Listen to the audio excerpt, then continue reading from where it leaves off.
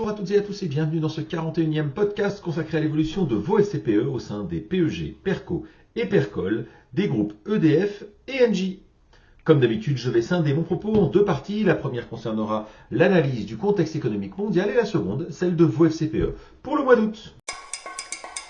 Soit dit en passant, écoutez l'analyse de la CFE Énergie sur l'actualité des industries électriques et gazières, sans bobard ni blabla.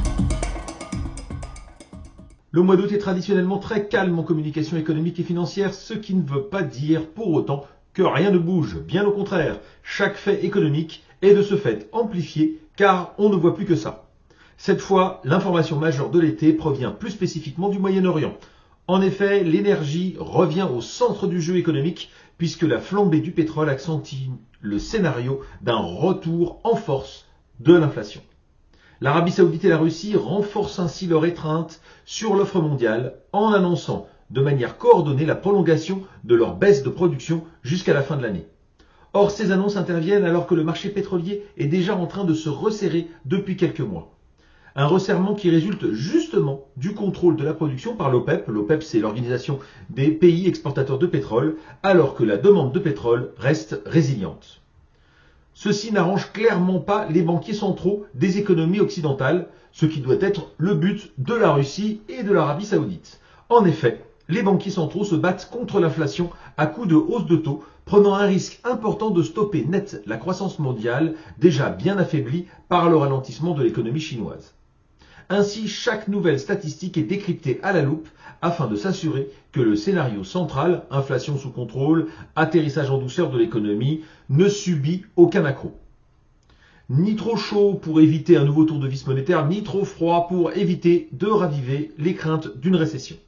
De son côté, le mois de septembre va être très instructif puisque de nombreux économistes anticipent un relèvement des taux des banques centrales européennes et américaines, alors que de leur côté, les Japonais ont déjà commencé à les baisser. Du côté des marchés financiers, ils ont tous pris leurs bénéfices dans l'attente de la rentrée.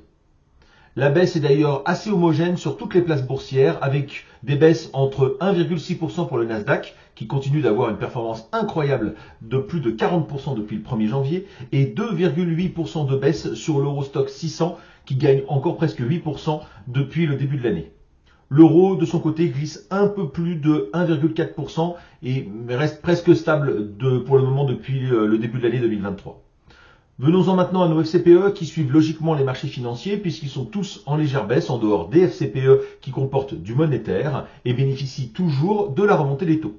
Ces derniers, que ce soit EG monétaire sur le PEG ou Cap défensif et Natixis monétaire sur le PERCO des groupes EDF et Engie, gagnent en moyenne 0,3% sur le mois d'août. A l'inverse, les FCPE qui comportent beaucoup d'actions sont ceux qui baissent le plus, tels Cap long terme sur le PERCO EDF ou sélection DNCA Euro PME qui perdent aux alentours de 1,5%. Rien de grave, comme vous le voyez, en attendant les chiffres économiques du mois de septembre qui vont être très importants.